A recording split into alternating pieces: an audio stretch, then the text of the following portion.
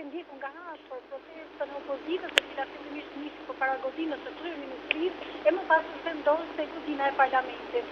Ashtu siç e thatë ju, ka pasur disa të shoqëruar nga ana e policisë së shtetit, pasi kanë kryer akte të dhunshme ndaj institucioneve, ndërkohë që policia e shtetit na ka konfirmuar se disa punonjës drejtësie janë duke marrë ndjenjë këtore, pasi janë dëmtuar nga molotovët, ndërsa disa të tjerë janë dëmtuar nga studhi me gurë dhe të forta. Policia e shtetit përmes një komunikimi që ka pasur me ne gazetarët e terrenit, ka komunikuar se i bën apel të gjithë qytetarëve që të ndalin sulmin ndaj policisë dhe të distancohen nga personat e dhunshëm.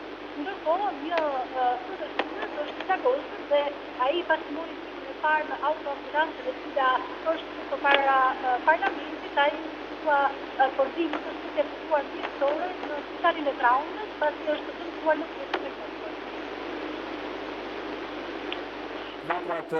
Të falenderoj për këtë transmetim të drejt për drejt.